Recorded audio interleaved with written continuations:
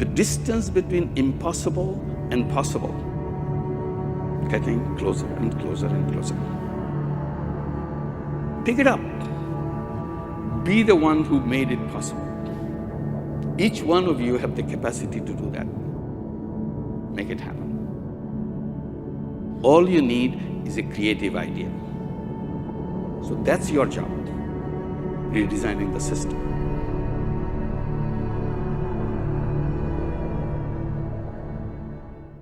The global divide between the richest and the poorest in the society is the biggest it's ever been, with Oxfam revealing just 8 people, 8 richest people in the world have the same amount of wealth as the poorest half of the world. That's more than 3.5 billion people in the world. At the same time, the World Bank revealed that 1 in 10 people globally lives on less than $2 a day. But there are some things are improving. The poverty levels are lower than a decade ago, but we are now faced with new challenges.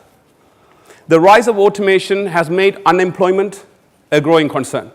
The International Labour Organization now expects the global unemployment to reach 6% in 2017. That's more than 3.5 million people out of job in just 1 year. Then there is perhaps the biggest elephant in the room, the climate change. NASA data shows that carbon dioxide levels are now the highest they've ever been in more than 650,000 years. The amount of Arctic sea ice is now declining at the rate of 13% every 10 years. The climate change puts us all our future, rich or poor, under threat. These trends cannot continue. We know it has to change, but it's easy to look at the state of the world and wish things were better. But it's quite another to be part of it and become the change. We should strive to be the doers. And this is where the RSA here and Uinspire find a common ground with our most special guest, Professor Muhammadyunus, a man who has dedicated his life to find real solutions to the world's problems. As the founder of Grameen Bank, Dr. Yunus has revolutionized banking, pioneered microfinance, and helped lift millions of people out of poverty, both in his native Bangladesh and around the world. And our guest has also authored a number of influential work detailing his groundbreaking economic ideas, and we are here to introduce his latest work. The world of 3 zeros: 0 poverty, 0 unemployment, 0 net carbon emission. It's his profound call to action that offers a new form of capitalism, a system whereby any person not only has the capacity to lift themselves out of poverty, but also can pay it forward for their global brothers and sisters. It is in this spirit that I encourage each and every single one of us today to listen, to learn, to ask questions of yourself, of those sitting around you, and also the speaker today, and how can we be the change, and how can we be the fearless disruptors of our current economic ecosystem. Change in the world takes vision, courage, and bold action. So get inspired, get involved, and be the change. So without a further ado, let's give a warm applause to Professor Muhammadyunus. Thank you. Thank you. Well, I'm delighted to be here. That's very much so. Thank you. I think there's only one person you'll probably see this many turnout on a Sunday. So. Thank you for coming. Okay. Well, as the title says in the book, a world of 3 zeros: 0 poverty, 0 unemployment, and 0 net carbon emission. The main thing which prompted me to write the book is about the terrifying thing that I see, follow, and feel terribly upset what's happening. And that's about the fast speed in which wealth concentration is taking place. And that happens every time I hear and I read the Oxfam report on the wealth concentration. A couple of years back, they were saying 62 people in the world own more wealth than bottom 50% of the people. The last they said is last year. 8 people in the world own more wealth than bottom 50%. So my worry is, what will they say next year? Probably 1 person owns more wealth than bottom 50%. And what will be the next year? Because already we have 1 person versus 4 billion people. Probably since they have already exhausted half of the population, they will say 1 person owns more wealth than 60% or 70% of the people put together. So that's the direction it's happening. And the question is there any way that you can stop that wealth concentration? Because if it continues, we have a terrible situation that all the wealth is concentrated in few hands, and the rest of us are to be happy with the crumbs that are around, nothing else. And that's 99.99% of people. And do we call it an economy at all? Or we call it a mockery of economy? If everything goes in one direction, everybody's. So that's the question kept coming to me. And even if I cannot stop it as it is, can we slow down? Previously, it was a slow-moving process. It took a whole generation to feel that there is a concentration in one way. Now we feel it in 6 months, in 1 year, massive change. So you are in the exponential path. If you are on the exponential path, it won't take too long to create a very strange situation for all of us. And I said, this is a ticking time bomb. If it continues, people feel very frustrated. We work hard, but don't get anything. And there you are, you get everything. And it will explode in political way, in economic way, in every single way. Hatred, violence, and all that. So before we get to that level, can you put a brake that slow down? And can we come to a level of zero speed, meaning it will not concentrate anymore? It will remain as it is. Today, you have a huge mushroom of wealth on top of us, which is being owned by fewer and fewer people. But the mushroom keeps growing. Number of people owning keeps declining. And the stem which comes from the mushroom becoming slimmer and slimmer. That's the wealth for the rest of the world, 99.99%. So if you stop it, it will remain as big as it is, but at least it will, the stem will not become slimmer. That's the point. But that's not a happy situation either. Can you reverse it? Wealth, instead of going this way, started coming this way. Is it possible? This is number one question that I started the book. And saying, if you can reverse it, is it possible to share it with everybody that's left behind? Now they share it. Is it possible? Then I focus on the issue that it's not possible under the present system that we follow. The present system is the cause of this wealth concentration. So if this system, as we know, all of us who know, creates this one-way traffic, if you follow that path, it will take the wealth to the top. If you want to go the reverse, and instead of pushing the wealth up, if you want to pushing the wealth down, we have to put in a reverse gear so that it starts flowing down. What is that reverse gear? That is something that we have to address ourselves, because we cannot continue the process that we have right now if we want to avoid that concentration. So reverse process has to begin. And I was trying to identify where the system went wrong. And that question came to me way back when I was lending money to the poor women. That's the beginning, and people debating whether this is right thing, this is wrong thing, can it be done? And I'm always asked a question, what is the cause of poverty? This is a continuous question that I have to answer. Then I summed it up by saying, which kind of reflects what I feel. Poverty is not created by poor people. They are not the reason for poverty. Poverty is created by the system which you created. System creates the poverty, not the people. And I have to explain why I meant it. What do we mean by that? And I try to give a kind of a analogy or metaphor by saying that, look,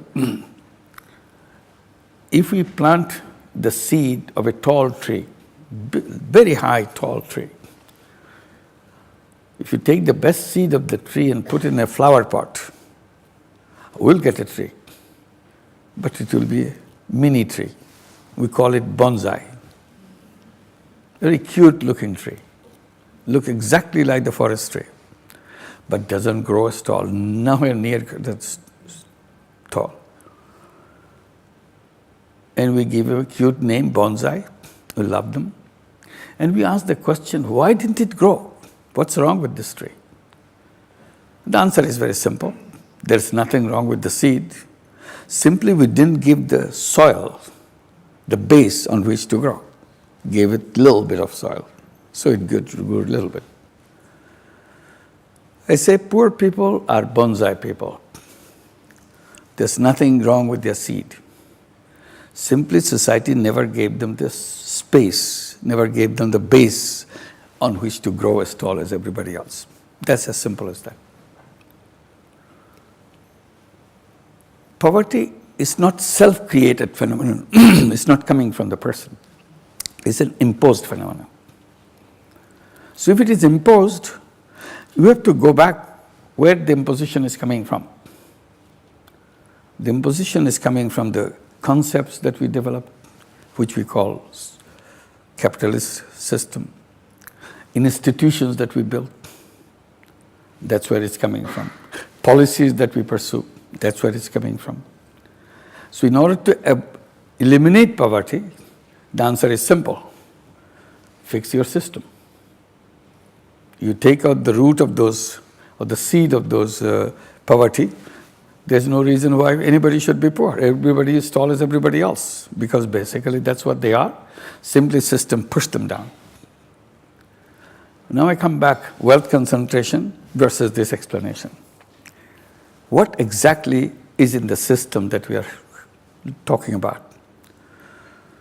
I give two major flaws in the system. One flaw is the fact entire capitalist system is based on a wrong interpretation of a human being. What is a human being? Their answer, and that's the basis of that entire theory, all human beings are driven by self-interest. That's the core of capitalist system. And since it's driven by self-interest, everybody is trying to take care of their own interest. I said this is a very narrow interpretation of human being that we see around. They don't fit into this. Real human being is much bigger than that. This is a very narrow interpretation. Real human being is composed of two things: selfishness, which already recognized, and selflessness, which is not recognized in the system. I said that's where we made the biggest mistake, by keeping this selflessness outside the economic system. Everybody became driven by self-interest because that's what this theory says you should do, because that's what you are. And we don't want to see anything else. As if the theory has put a new eyes on us, new glasses on us with dollar signs. We see the world through the dollar signs. We want to have as many dollar signs, as many dollars for ourselves as possible. I said, if we interpret human being closer to the real human being, meaning selfishness and selflessness, then the whole design changes. Then we'll have two kinds of business. Business to make money, as we do today. This is all accepted. And the other one, selfless business, business to solve problems of other people. It's a problem-solving business without having any intention of benefiting from that business personally. So it's a reverse of it. One is benefiting exclusively personally, another one benefiting others exclusively, not me. These two kinds of business. And I call this selfless business a social business, just to give it a name so that it's good for discussion purposes. And define it by saying it's a non-dividend company to solve human problems. Unlike the conventional business, where you design the business, only objective is to maximize your profit. This is zero personal profit. It's the reverse. Zero personal profit. Entire business is focused on solving people's problems. I got involved with this kind of business without going into any theoretical reason or anything. Simply, I saw problems besides financial problems of getting a loan from a bank, which I designed a bank to solve that problem, called it Grameen Bank, started giving loans to poor people, tiny little loans, so that they can be on their feet, they can start a business of their own. And it worked, and it became popular, it became global, it became known as microcredit. But along the way, I saw a lot of other problems.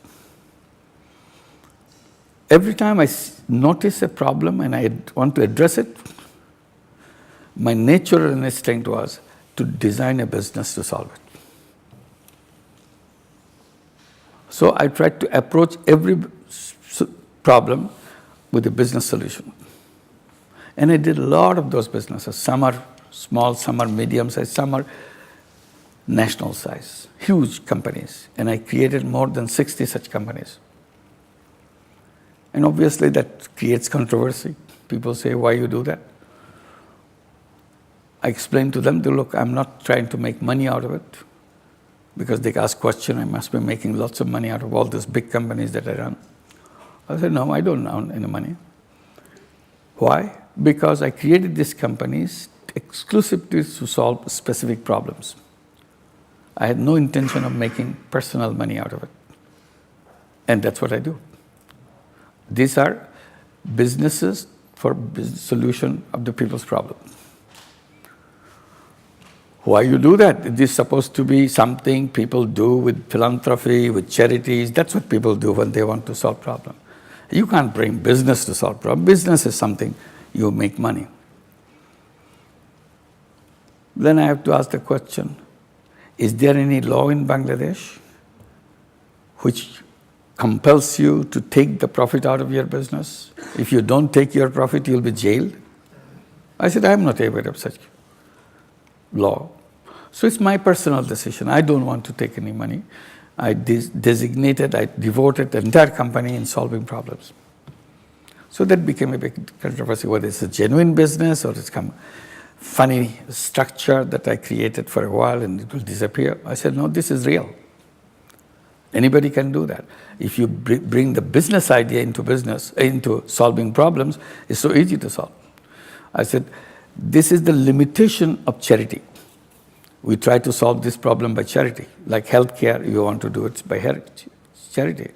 Like technology, you want to do it as charity. I said, everything I did, I want to run as a business, meaning that whatever I spend on this, I get the money back by selling. So I sell things, or a product or a service, so that I can cover the cost. I'm not interested in making personal money. If there is a surplus, it's plowed back into the business. It's a non-dividend company. I can take back whatever I have invested, nothing more than that.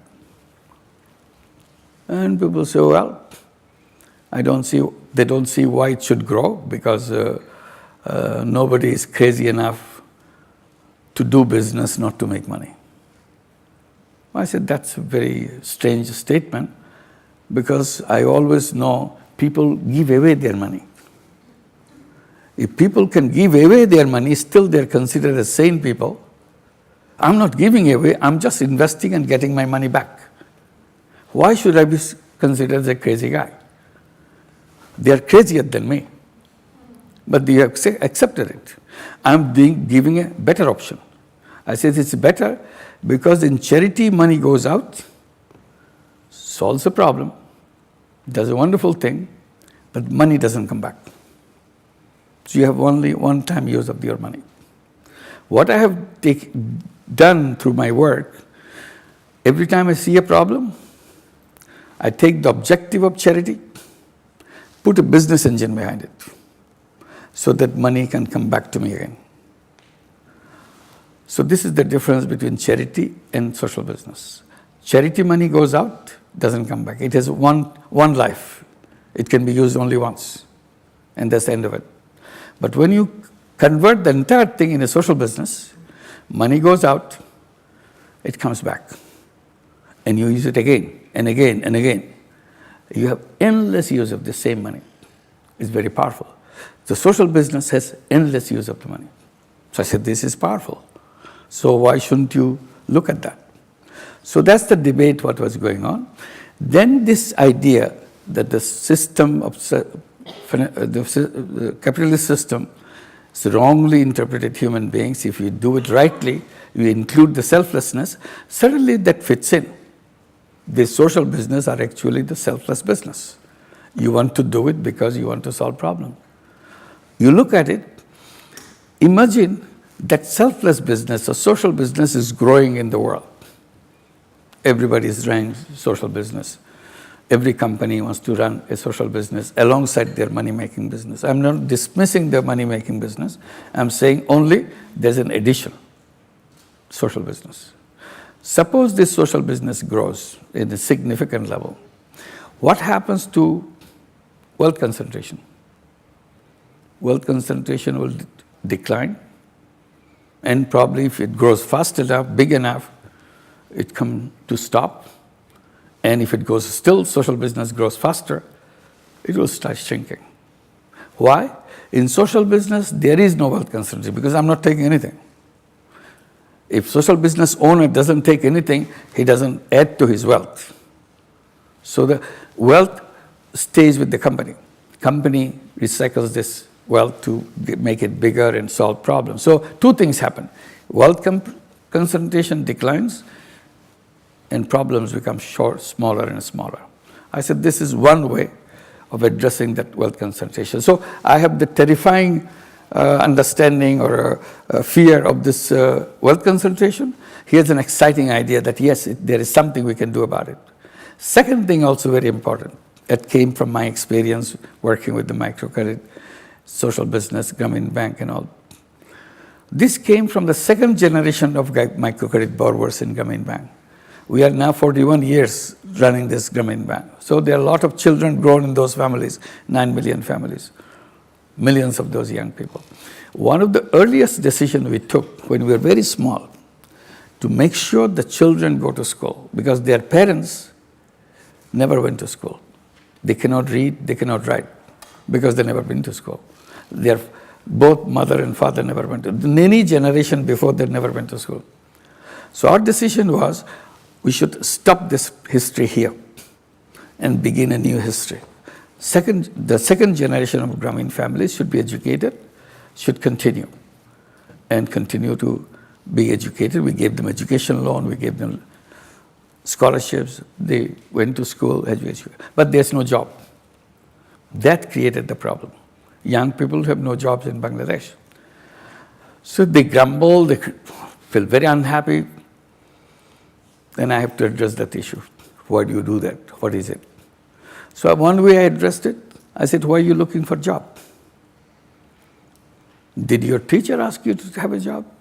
Anyway, job is a wrong idea. It's an obsolete idea. Forget about jobs. It should have stopped long before in the previous century, but somehow it lingers on.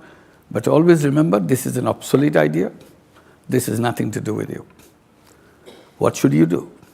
I said, tell yourself that I'm not a job seeker, I'm a job creator. So behave like a job creator, think like a job creator. And you feel big, you feel tall, you feel strong. If you're a job seeker, you feel small. But how do we do that? They never taught us how to start, how to start a business. You're telling us to start a business. Yes, I said, yes, we're doing that. You say you don't have an idea of a business. School never taught you a business. All they taught you to have a job. I said, look at your mother.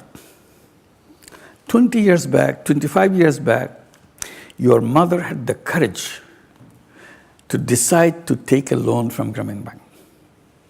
This illiterate woman who never crossed the boundary of your village decided with a lot of courage to take a loan and start a business. She took $20 loan, $30 loan. That's about the size that she has in mind, which is a huge money for her. And she dared to take it and use it for business. And ever since, she's taking loan, paying it back. For the last 25 years she is in, and that's where you're born. If your illiterate mother had the courage to come up with a business idea and take the money and pay it back with interest and continue in the process for the last 25 years and make it bigger, shame on your education. Because you forgot where you come from. You forgot who you are, what is inside of you. Your mother never worried about it, that they never taught me anything. She said, I know what to do. I can handle it. She did that. And after all your education and everything, you say, I don't know where to start. I don't know how to start a business. Your illiterate mother knew about it. So why don't you go back to your mother? Be yourself again. Forget about all the education you received. This is a wrong education, which eliminated all your capability of being an independent person. So that is the wrong education that you have passed through. So now go back to your mother, learn from her how to start a business, and come back with a business idea. Consult with her. You are a lucky guy, you have an in-house business consultant with 25 years experience. So she will lot to teach you. Now, young people in Bangladesh, they're coming with business ideas. We created a social business venture capital fund. Tell them that you just come with a business idea, we'll invest in your business. We become your partner. And we give all the money. And you run the business, as you said you can. And as you're successful, you return the money that we give you. Unlike conventional venture capital, they want to make a lot of money out of you. We don't want to make money out of you. That's not the interest of our business. We are social business. We are interested in your success. Return the money, that's okay for us, and keep all the profit for yourself and move on with your life. If you need the second round of investment, we'll be here again with the same terms and conditions. You do it, you proceed. Now thousands and thousands of young people come with business ideas. We keep on investing and investing every month. So a whole series of new young people. So that became my second correction in the economic theory that we practice. That economic theory tells us that we have to find a job for ourselves. As if job is the destiny of a human being. I said, that's a shameful thing to think. Job as a destiny. I said, job is a very small thing compared to human ability. You are born with an unlimited capacity. You compromise your capacity by fitting into a slot of a machine called whatever company, whatever business you do. You reduce yourself to fit into that slot. So I said, that's a sacrifice of precious ability that you had. Why should you do that? You are a giant of a human being, reduced into tiny little person to fit a slot. I said, be who you are and do that.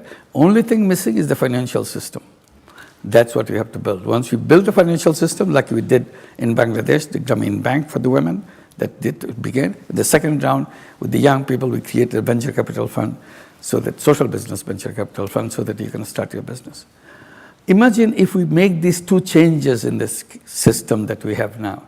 We'll be teaching young people in the classroom. We'll be teaching young people in our homes, in our families. You have two options as a young person. You can become a job seeker, or you become an entrepreneur. If you want to be an entrepreneur, you have two choices. You can either run a money-making business, or you can run a business to change the world. Just us, nothing else. So at least we give them options and let them figure out what they want. Whether they want to be a job seeker, they want to be an entrepreneur. This is their decision. Today, that option doesn't exist. So all I'm doing is bringing that option into the picture. Then changes. What happens to the question of wealth concentration in the light of the entrepreneurship for all? If everybody becomes entrepreneur, imagine, everybody's an entrepreneur. What happens to the wealth concentration? it becomes zero. It becomes reverse. Wealth comes back to the people because nobody is working for them anymore. How do they concentrate the wealth? We work for them. We work for them, that's how they get the wealth. We get the salary, they get the wealth. And we are the mercenaries of the system to make this wealth concentration possible. If we are not working for them, they don't have any mechanism to get it. By themselves, they have no mechanism. We have to work for them so that they get it. So wealth comes to us as an entrepreneur. We pick up the pieces of wealth for ourselves. If everybody picks up the pieces of wealth, it gets decentralized. It gets to everybody. So the wealth concentration can be addressed in both these ways. And then another thing happened at the same time, which kind of separate issue but fits into it, artificial intelligence. You're now familiar with artificial intelligence in a big way. It's a huge threat. Huge threat because it starts today's newspaper or yesterday's newspaper that Uber signed an agreement with NASA. They will start driverless cab service in 3 cities in the USA by 2020. This is just today's news or yesterday's news. So the artificial intelligence already will be in the street. Cab drivers will be out because artificial intelligence will be driving your cars. And the next one is, which is not announced yet, but the preparation is fully done, trucks. All the trucks running from one end of the country to another end of the country, another end of the continent, they will be replaced by artificial intelligence. No truck drivers. Hundreds of thousands of jobs, truck drivers will be gone in very short period in the next 5 years. It will be done. So it's not about 50 years from now. Just beginning from now, you already see driverless cars going through the street as an experimentation you see in many US cities. Now they'll be real. You'll be hiring them, you'll be driving you, deliver you at the right place, you'll be sending materials for them. So that you don't need any people. And then factories will disappear because a 10,000 people factory will be run by 10 people because artificial intelligence will do that and you will be out of job. So once you are talking about creating job for young people, is a problem because many countries, even in Europe, have the enormous youth unemployment. On top of it, you have the artificial intelligence. We're removing the people who are already in the job, very experienced people, out, finish. And I'm told by the top technology people, as a warning to me in my country, Bangladesh, that your garment industry will disappear very soon. I said, what happened? People don't want to wear clothes anymore? No, that's not it, because these clothes will be made by artificial intelligence. We have been working behind it for a long time. Now we got the system ready for it. It's a question of now putting it into practice. So soon it will come. I said, how long will it take to get this garment industry out? I said, maximum 10 years or maybe 15 years. Within 10 to 15 years, it will be over. Beginning will be in 10 years, end will be in 15 years. Why? Because nobody will need to go to Bangladesh because it's a cheap labor country. That's why they went. Now that artificial intelligence is cheaper than that, they will be doing it in their backyard, wherever they are.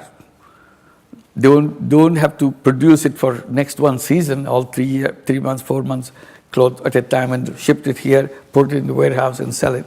So all this warehousing, all this shipping will be over because they will be producing every week whatever is needed next week because it's there, machine is there, adjust it and what kind of thing, what kind of color, what kind of thing they want and put it in the storefront. They don't have to go any place. No trucking, no shipping, nothing. Very simple. And exactly to the choices of the people. So okay, then they will be out of business. Garment industry is the biggest export in Bangladesh. 80% of our export is in garment industry. Our economy collapses because of that. And similar thing will start happening. My point is, if we keep on doing that, what happened to the people? What do the people do? Probably will line up for welfare because I have no source of, because only thing I learned is to work for somebody and they don't need me anymore. So I line up for the welfare and government has to dish out the money to keep me alive, feed me and so on and so forth. Probably that's the only way you can do that. So you have a new kind of society emerging. I said, before that threatening thing happens, why don't you wake up that real us are entrepreneurs. We are not employees of anybody. So we can create our own facilities and so on. So this is the direction. So we can address these three issues that I raise. Issue of zero poverty, because if you fix the system, there will not be poverty anymore. And their microcredit came as a fixing of the system, because conventional banks don't lend money to poor people, period. They don't have to consider that fact. It's impossible. It cannot be done. We challenged that. We said, why do you say that? No, it's impossible. Poor people cannot take money and pay back. They have no capacity. They are not creditworthy. That's the word they always use. They are not creditworthy. I said, you say it in a very funny way. You said they are not creditworthy. You are deciding whether people are worth doing business with you or not. The question should be raised in a different way.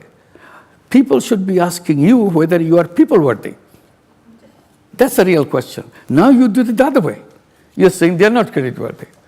You first answer, are you people worthy? You're not. You don't know how to do business with people. So anyway, that controversy continued. In the meantime, we created microcredit, we started doing that, and now it's a global phenomenon. Still, banks are not anywhere near. And I say, credit, financial services, is like the oxygen. It's the economic oxygen for people. If the real oxygen doesn't exist in this room, we'll collapse. We cannot breathe. A similar thing happens when economic oxygen do not reach out to the people and they become poor. That's what we call poverty. They become helpless. They become weak, dysfunctional, because the economic oxygen is not available. The moment you connect them with economic oxygen, they become alive. They're enterprising. They're full of energy. They take care of themselves. They're tall. Look at the world with hopes. That's the difference. But that doesn't exist. So we created a separate system. And about becoming entrepreneur, one way I try to explain, I said, put the money on the table. Everybody in the room will become entrepreneur.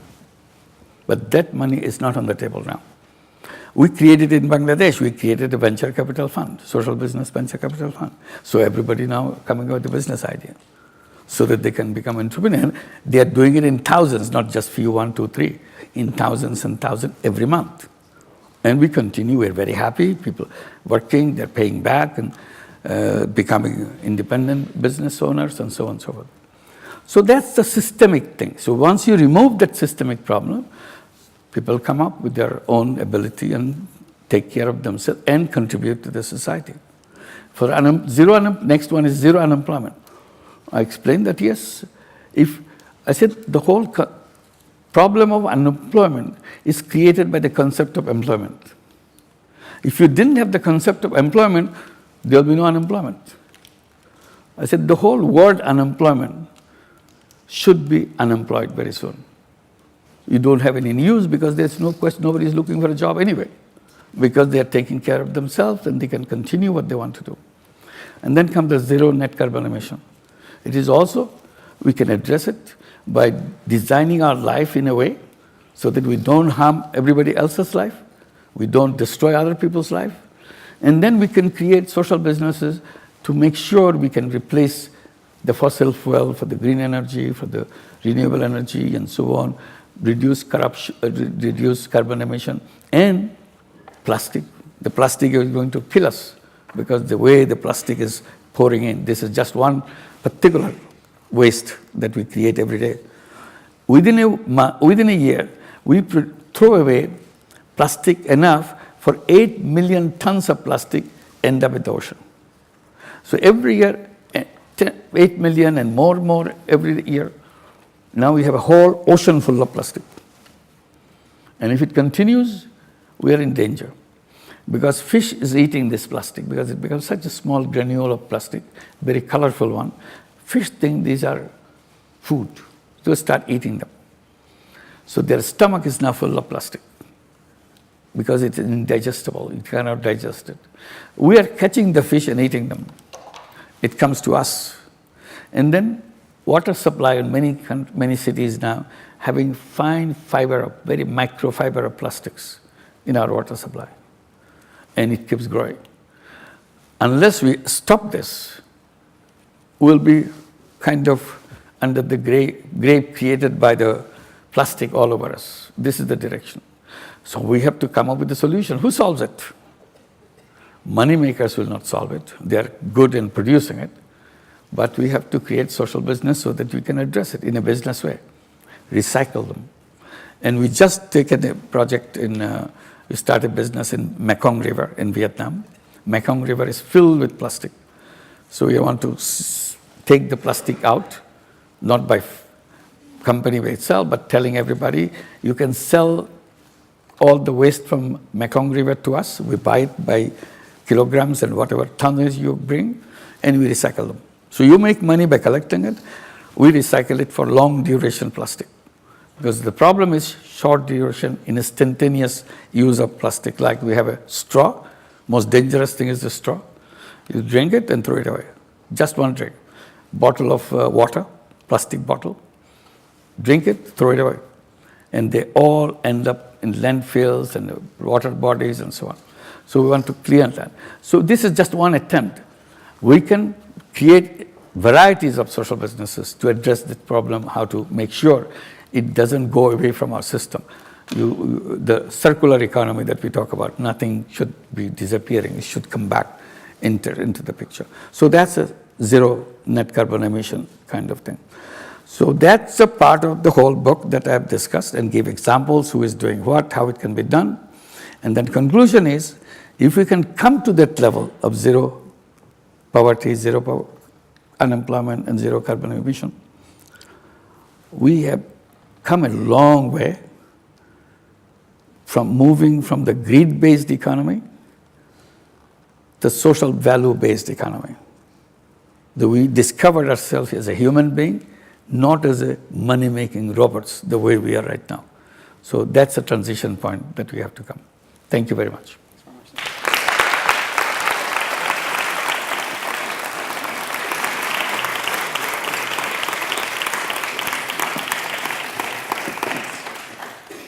Thanks very much, Professor Yunus. Thank you. For the time, we're going to open up to the audience.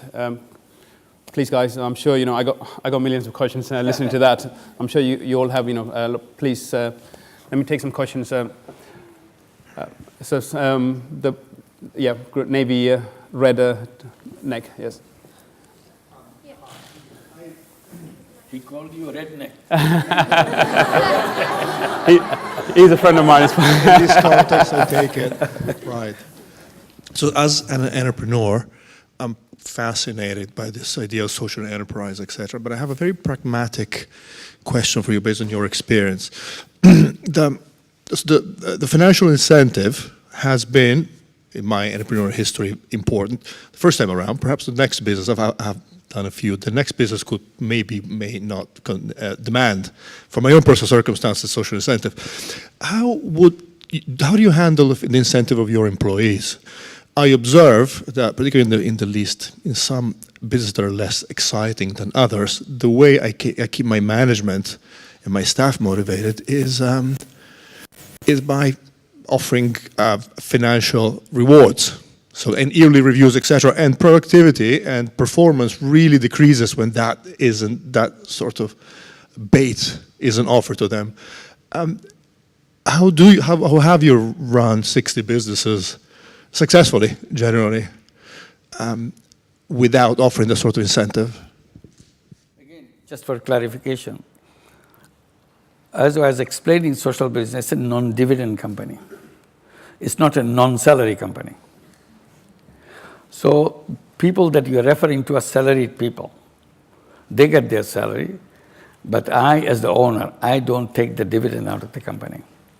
So there's a difference. We want to give them not only the salary, there are 7 principles of social business.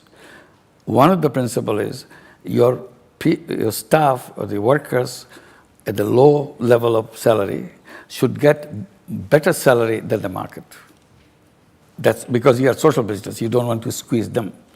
Where profit maker would like to squeeze them. so that they can make better profit. In the garment industry, for the whole months of work, what they earn per day is less than $1 a day. So I said, this is a very funny situation. You work for an international company where your goods are consumed by the people of rich countries, but you get your salary wage that you get in your product is less than $1, which is not even the amount which defines the extreme poverty, which is $1.75.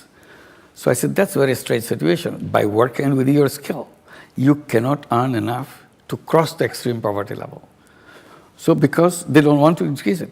After many negotiations, after the Rana Plaza and so on, now they have moved above the $1.75 level, at least. But it's still, you're not above the poverty level. Poverty level is defined by $2.50. So this is the situation in a profit-making world. We are saying now, she should get a living wage, or whatever business you are in, the people at the lowest end must have wages above their poverty level. So that's it. And then you go and attract people to talented people, give them the market salary. Otherwise, they will not come to you. But after what you have done, you solve the problems, you make profit out of the business, profit stays with the company, you don't take it. That's what the social business is. There's no problem with the salary part. It's only the dividend part that was the controversy. And the salary part, we think social business should be doing better than the profit-making businesses, because we are not worried about making profit, because we want to make sure this problem gets solved. That's a problem. Even startups need employees in order to grow.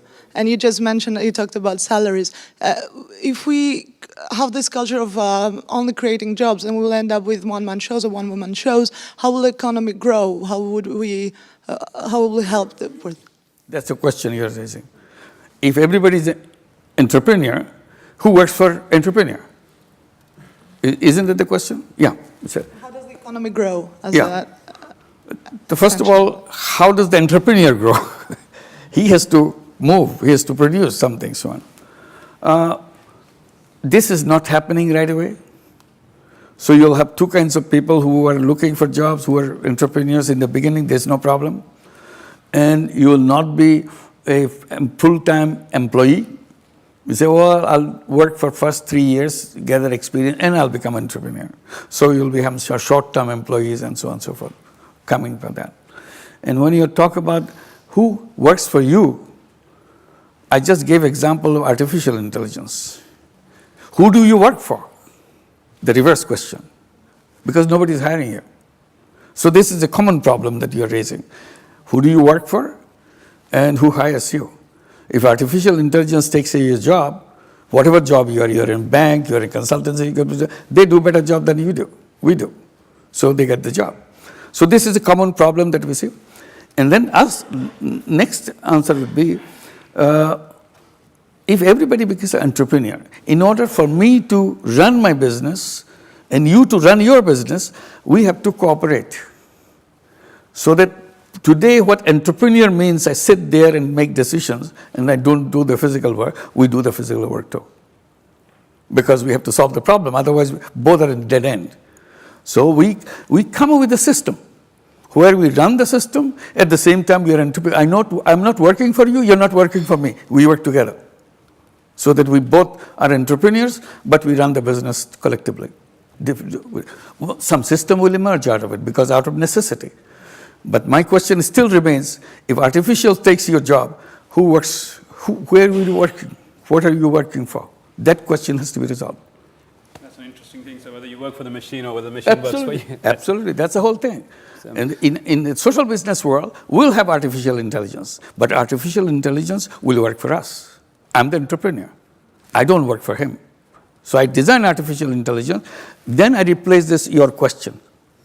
They will be working for us. We'll be all entrepreneurs, deciding which way we go. Okay. Let's take a couple of questions from the middle here. Katya and Kiva and yourself. Please go ahead. Should I go first? Hi, I'm Katya, and it's here. And I'm actually an artificial intelligence person. And I have two questions. I'll ask the one that I really need. I want to hear your answer, and if there is time, I'll ask the second one.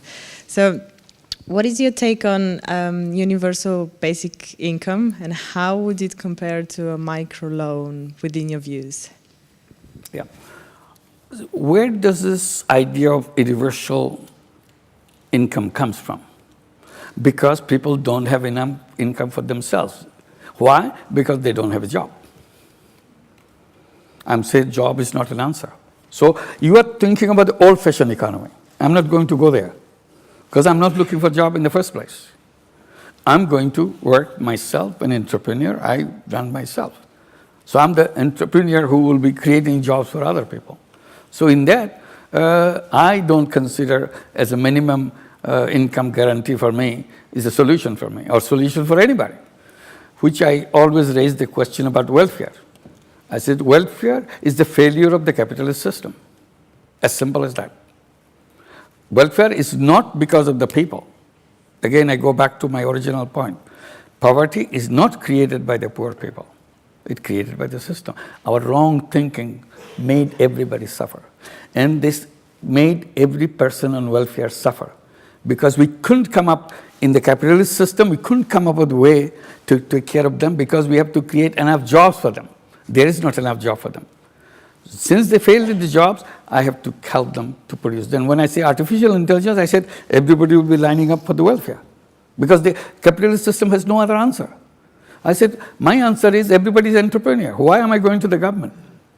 I take care of myself. That's what I'm built for. That's what my history, that's in my DNA. I'm a problem solver, I'm a go-getter. I'm not a worker for somebody. That's what when we're in the caves way back, we're not sending job applications from cave number 5 to cave number 10. Hello, you got a job? No, we were there. So that's the kind of world we want to have. Just the purple. Thank you. Hi everyone, I'll be short. I'm Ivana and I'm coming from a country, I came here from MA in youth work and my background is actually economics and enterprise. I came from a country that is far away from zero unemployment, poverty and carbon emission, and what I'm very passionate about is young people. So I'm disturbed how capitalism make a crack in education of social science, making it less social and less science. And based on repeating and not on the personal passion, drive and opinion. So I would just like you to ask you one basic change in education that you would address and make young people having more influence and having more passion to change the world. Thank you. Let's take another question. I'd like to just. So how can we change the education system? You have to remind me. Okay. Well, hello, Professor Yunus. Nice to see you again. So I'm Jorge Alejandro from Colombia, social entrepreneur and medical doctor. So my question is, you are calling the world for a global movement on selflessness, but we are also having a global movement on selfishness.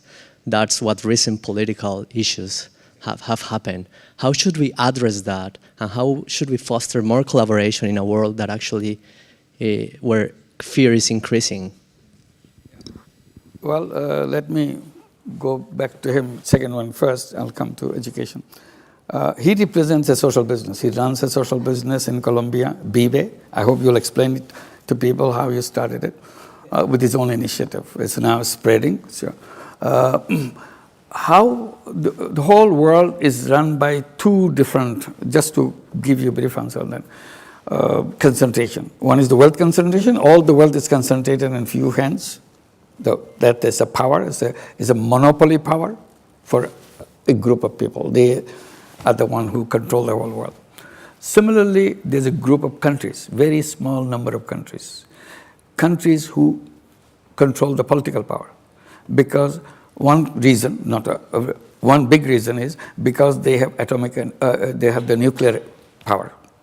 They can destroy you if I don't like it. I go and bomb you up. Finished. So people are afraid. So if these two powers merge, you have no chance to say anything else. You have the money power, wealth power, you have the destruction power, nuclear weapon. You have thousands and thousands. Last statistics, I saw 23,000 warheads waiting to be launched anytime with the press of a button, and the whole world will be destroyed many, many times over. So that's what the helplessness is all about. You're talking about how to share those things. They don't want to share. They think we're not big enough ourselves. So that's where the people have to come up with their voices, that we don't want nuclear weapons, we don't want weapons of mass destruction. So when we elect our representative, make them commit, make them sign up that I don't vote for you unless you sign up this. Something like that. Like the way you have done in the climate change. Climate change became a big political campaign. It came from the civil society. It came from individual person. But finally, they got into politics because they saw this is the core. They formed Green Party, different associations to make sure their representatives are committed to global cooling of the world and so on and so forth. Agreement. And finally, we signed the agreement. And one chance, some guy got elected new. He said, I'm getting out of this Paris treaty, Paris Agreement, because this is a hoax created by the Chinese. So one good explanation he had. He didn't even have the decency to apologize that, sorry, you have worked hard for that, but for these are the reason we cannot participate with you. We have to. He just announced it. It's a Chinese hoax, so I'm not there. So that's the kind of insult people have to bear when you have the politics out of your hand. Right. And coming back to the education part of it, yes, education is fundamental to everything. Fundamental because you see that I'm accusing the education in terms of young people in Bangladesh, that they have not taught them how to become entrepreneur. And not only they didn't teach how to become entrepreneur, they made them forget that they have any trace of entrepreneurship in them. Because they couldn't figure out what do we do. Then I have to refer to their mothers, who remain unpolluted by education system. They naturally said, I can do it. Because nobody worked with their head to say, no, you have to work for that. You have to clean the floor of people, otherwise you cannot survive. She didn't want to clean the floor. She said, give me the money, I'll raise chicken, I'll sell eggs, I'll do this, I'll do that. She did that, and that's what they do all the time, year after year, and grows within that. So that's what the education system is wrong about. You are not giving young people options. What are the options in front of you? Option of being a job seeker versus job creator. Option creating a money-making business to creating business to solve problem. And then fundamental thing is, which is essential part of education, I think, to let young people come up with what is the purpose of my life. We don't have a purpose. That was not what we talk about in education. We get everything else, but not what I'm here for. And that's a very important question. Once you know what I'm here for, I know what I have to do. Because I figured out what I'm here. Because I'll be here for a very short period. Within this short period, I have to get it done. Because this is what I want to do. Because that's what I grew up as a young person, to make sure this is my purpose and this is what I follow. Quick one. By the way, guys, previous question. We are running a competition to guess that guy, the Paris Agreement, nuclear bomb, the bully. If you can guess the name right, there'll be a free book, by the way, at the end of it. Let me get a couple of, just 1 second, guys. So there's some fintech guys at the back, they're working in blockchain, all of that kind of funky stuff. Wick, do you have a question? And also Sam, you can. Hi, thank you very much for your talk today. I have kind of two short questions. Since you started Grameen Bank, a lot of other companies have been trying to replicate your microcredit model. What do you think has been successful and what has not been successful? And the second part is, what role do you think regulation plays in all of this? Regulation is important. We had a big fight in Bangladesh when it came to regulation. Well, the central bank, which is the regulator of all banks, they wanted to regulate Grameen Bank. I said, they are not qualified. I said, they are regulators. They're trained regulators for the conventional banking. We are a different kind of bank, completely opposite of what the conventional bank is. And I gave the example to them. This is an ongoing debate many years back, a tough debate. I said, look, there is a game called football. But within that, there's an European football, there's an American football. Name is the same. The game is very different.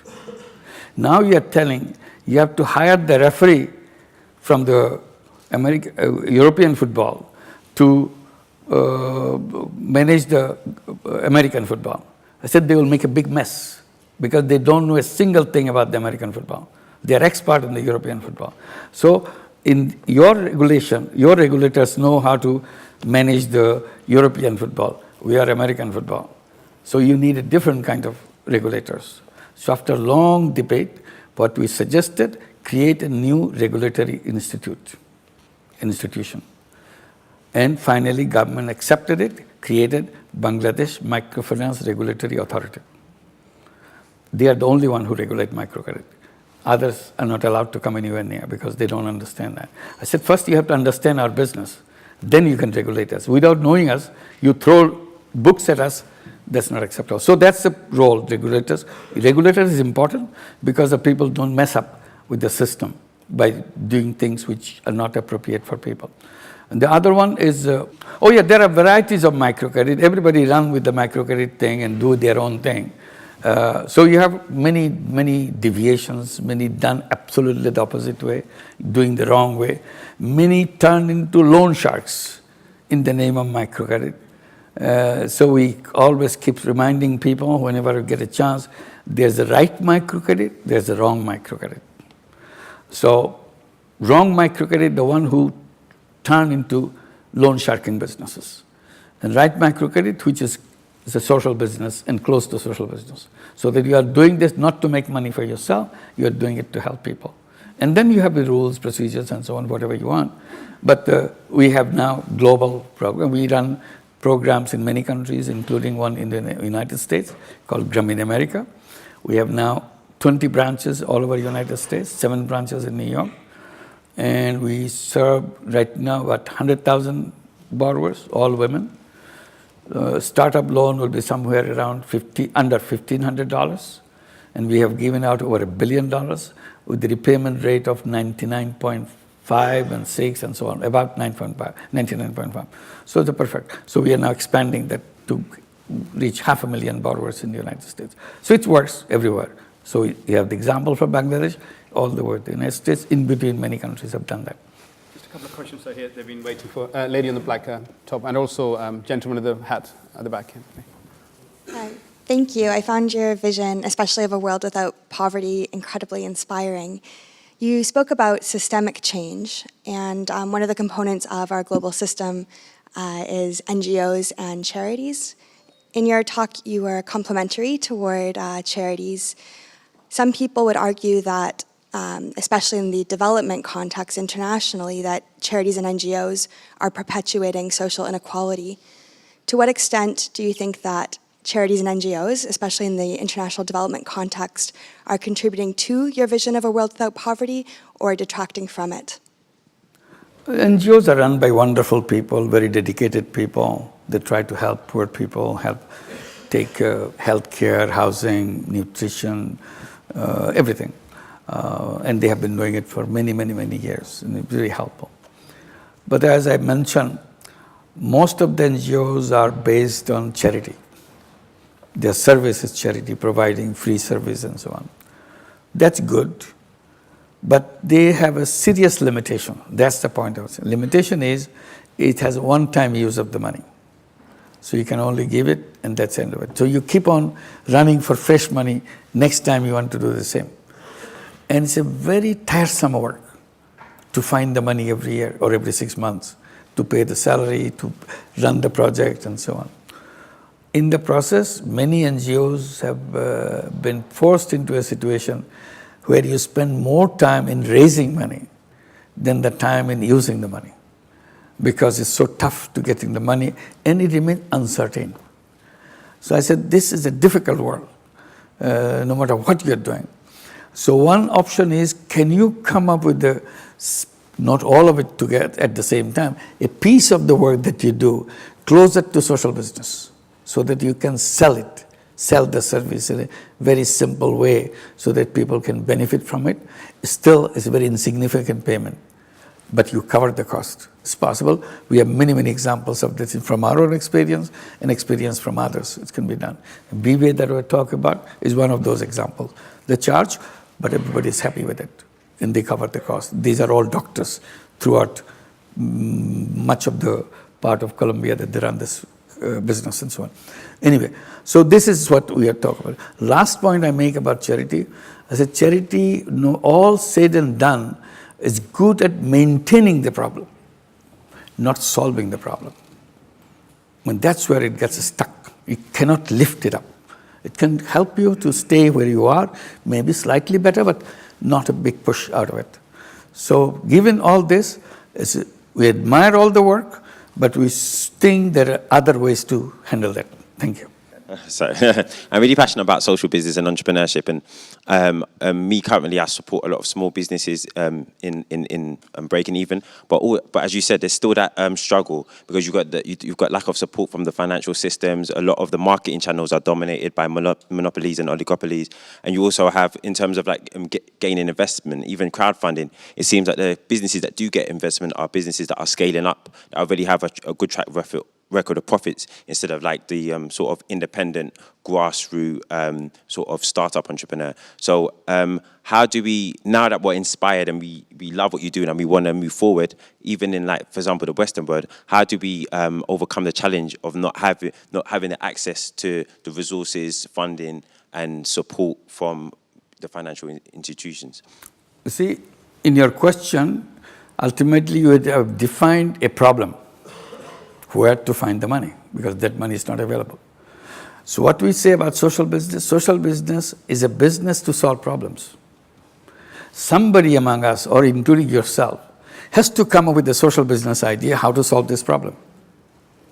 Because if social business is a problem-solving business, since this is a problem, we have to find a way.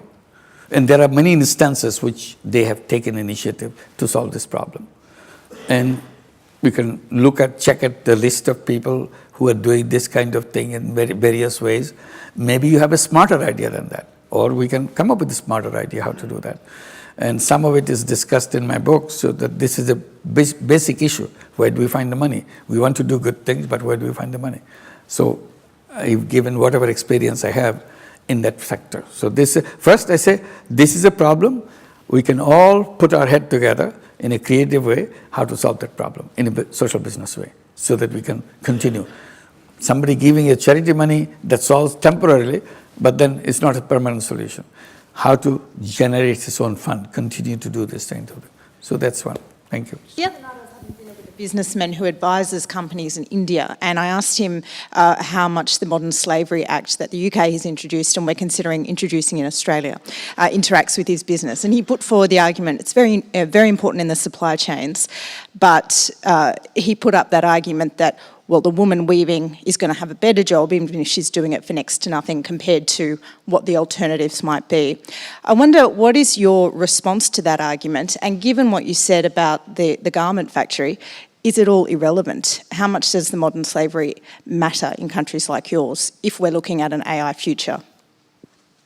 Yeah, that's the point I was highlighting, that even you are working in a modern sector, an international sector, producing a product which is in the rich countries' consumers list. Still, she has this problem of getting so tiny little thing. So how to address that issue? How to make sure profit makers don't get so blinded they couldn't care less how much I pay. I get money and I move on.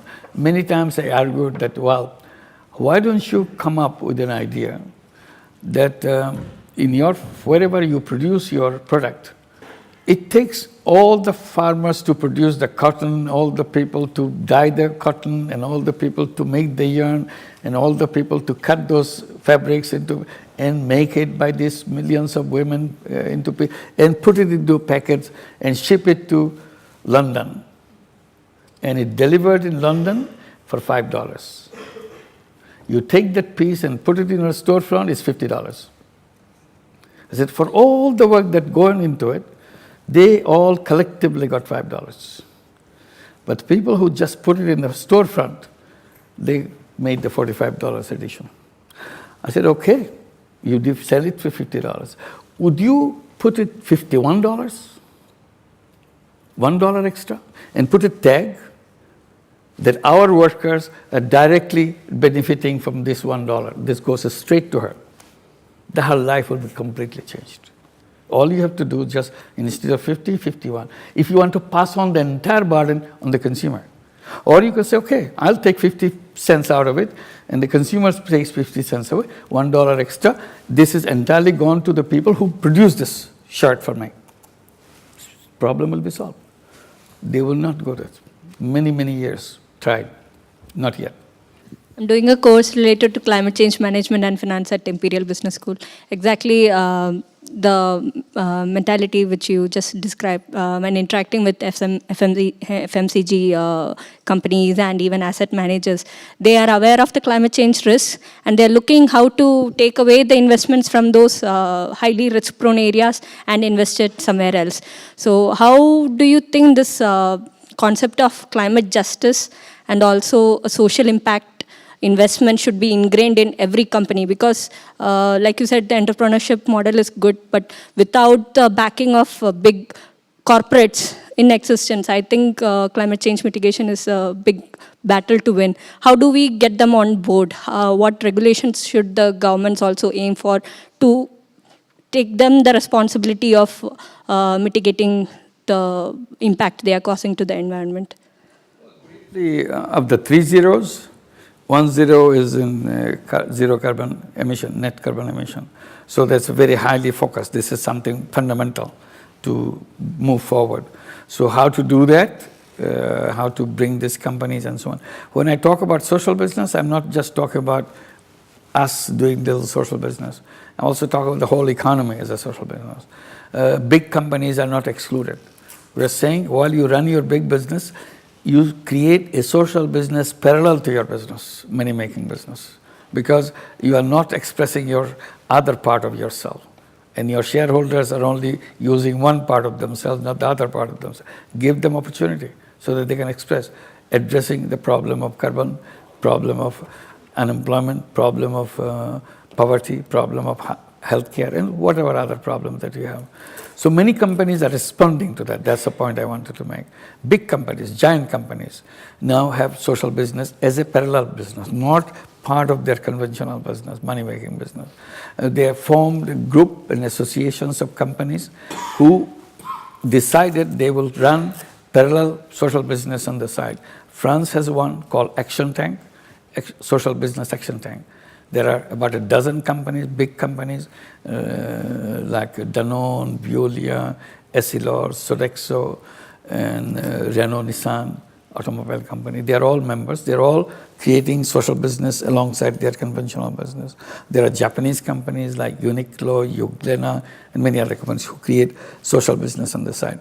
So we go and confront them. You're doing it. You say you have difficulty within your business. Why didn't you create a separate business? So that it will not be ruled by your system inside here. You create a new system where it's free to address all these issues which you cannot address within this. So this is gradually we are trying to bring it up. And there are easiest steps. One easiest step for most of the business, at least, I see, waste control. Because every industry has a tremendous problem with waste. So let's create a small business alongside to control the waste you produce in your main business. So this is their business. Then you are addressing the climate and everything else, because you have to make it a circular economy within our system. And they understand that logic. They are not stupid, but they didn't know how to do it. So this is option. This is a business. You get your money back. This company is a separate company. Every company that we are associated with, it's a separate business, separate company. It's a registered separate company carrying their brand name.